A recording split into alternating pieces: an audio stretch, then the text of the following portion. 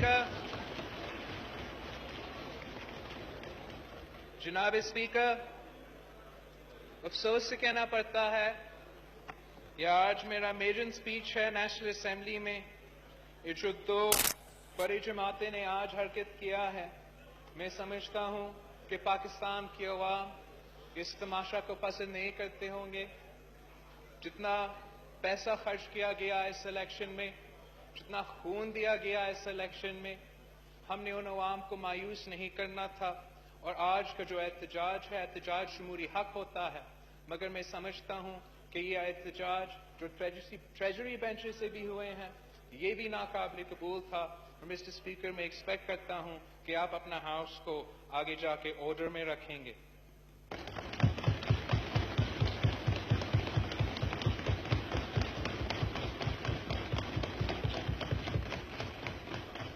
Mr. Speaker, I bow my head in gratitude before Almighty Allah that I have been blessed with the opportunity to be a member of this august House.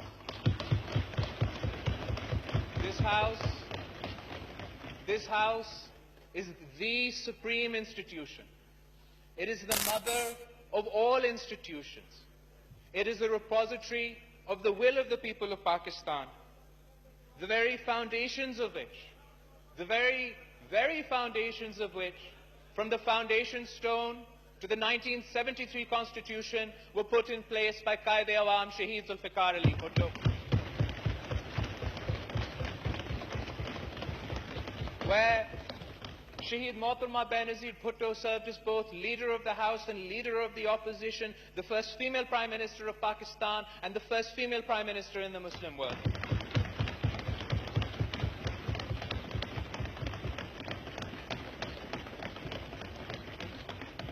It is indeed a great honor and a challenge for me to be here today. ये जो अवाम का घर है, it has survived attacks from both within and from without.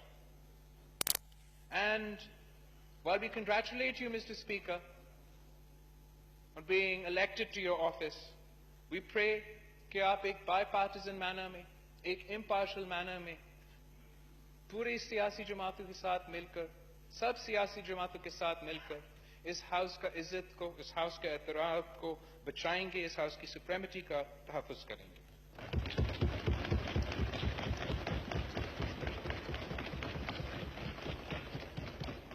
Mr. Speaker, I would like to start by paying tribute to Shaheed Haroon Bilawal and the 20 martyrs of the Peshawar attack. I would like to pay tribute to Shaheed Siraj Raisani and the 128 martyrs of the Mustung attack. I would like to pay tribute to Shaheed Ikramullah Gandapur. I would like to pay tribute to the 32 martyrs of the election day, Quetta attack. I would like to pay tribute to all the victims of violence in this election, Mr. Speaker, from law enforcement agencies to police to the citizens of Pakistan. In an election, Mr. Speaker, that the Election Commission of Pakistan called peaceful across the country. Mr. Speaker, we have gotten used to having bloody elections after bloody elections. We lose lives we never get back. The dead never get justice. The survivors never get answers. This must change, Mr. Speaker, and this is why the Pakistan People's Party demands a full-fledged investigation into each and every terrorist attack that took place this election cycle. The facts must come out and must be presented before this House, Mr. Speaker.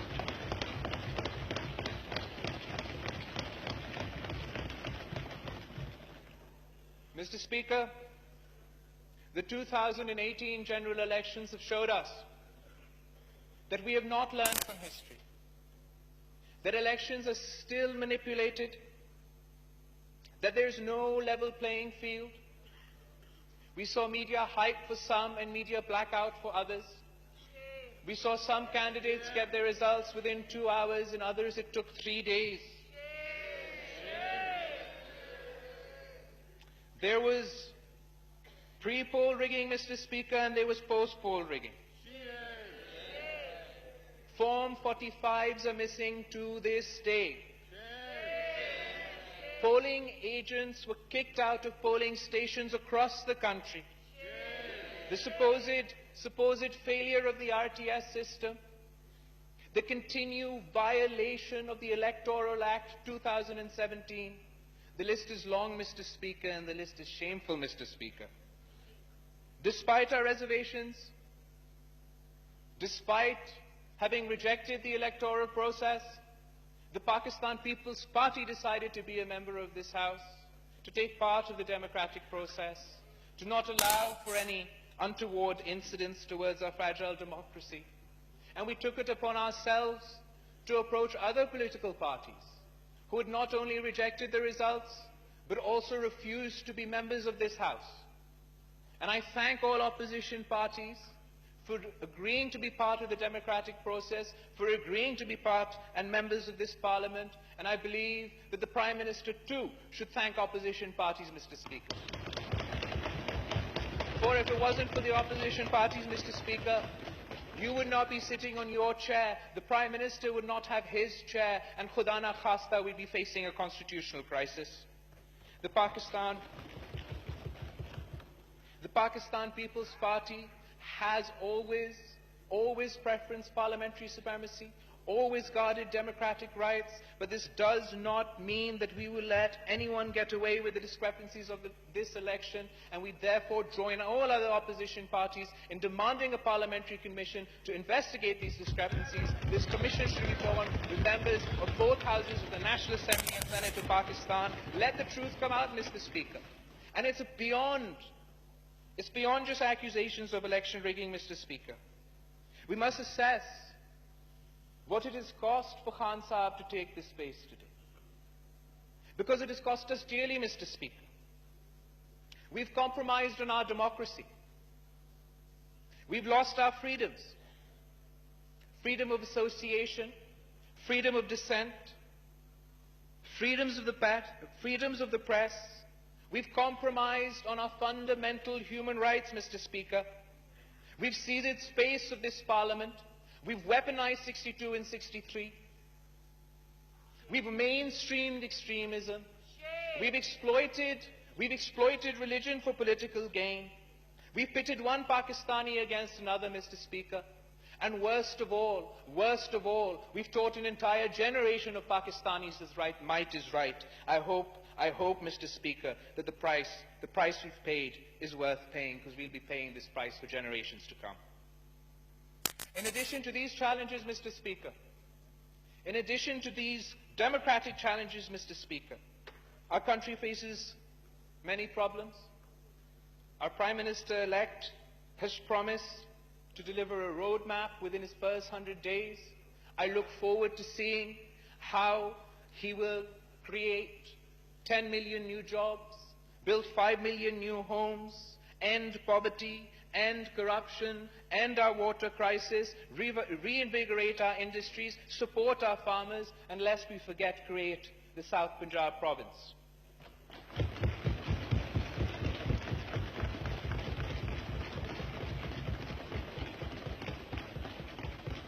Our economy is in a dire straits, Mr. Speaker. We're drowning in debt. We have an economy that works for the few and not for the many. It is in need of radical reform. I'd like to remind the Prime Minister-elect of some of the promises he made. I believe he said that he would rather commit suicide than take a begging bowl and ask for loans. I believe he said he would not go to the IMF. So we all are in anticipation for what alternative plans will be presented to remove us from these difficult times and the disastrous nature in which the economy Prime Minister Saab will inherit. Secondly, Mr. Speaker, we have foreign policy challenges. Pakistan today stands isolated. We've antagonized our neighbors. We've lost our prestige on the world stage. And while this narrative is hurtful, because Pakistan has sacrificed so much in the fight against violent extremism, Pakistan is seen as part of the problem and not as part of the solution. And while I'm sure the new government will take all efforts to take Pakistan's narrative to the world, to explain Pakistan's position in the world, we also must find the courage, Mr. Speaker, to look inwards. We must find this courage to look inwards and address our own faults. If we do not find the courage to confront violent extremism, it will not only have consequences for our foreign policy, it will not only antagonize the world at large, but it will damage the future coming generations. It will damage the future of our coming generations in Pakistan. It should be the incoming government's top priority. I believe that the government is committed. I believe that the government is committed to implementing the National Action Plan, and the opposition will hold them accountable to that promise. However, Khan Sahib got here, Mr. Speaker. He is now to be the Prime Minister of this worthy nation. The people of Pakistan are looking to him to solve their issues through us, the democratically elected representatives of the people. मैं वज़ीर आज़म elect को मुबारकबाद देने के साथ साथ ये याद दिलाना चाहूँगा कि वो किसी मखसूस जमात का वज़ीर आज़म नहीं है, वो पूरा पाकिस्तान का वज़ीर आज़म है, हर पाकिस्तानी का वज़ीर आज़म है. He is also the Prime Minister of those Pakistanis he calls Zinda Lashe. He is also the Prime Minister of those Pakistanis he called donkeys. He is also the Prime Minister of those Pakistanis he referred to as goats and sheep. Wazir-e-Azam Pakistan ki haysiyat mein, Mr. Speaker, Wazir-e-Azam Pakistan ki haysiyat mein, Mr. Speaker, मुझे उम्मीद है कि खान साहब माजी के नफरत अंगेज सियासत से गुरेज करेंगे, अपनी इंतहा पसंदी की सियासत से गुरेज करेंगे और जिस इंटॉलरेंस की कल्चर को आज तक फरोग देते आए हैं उसको दफन करके पूरे मुल्क को साथ लेकर चलेंगे.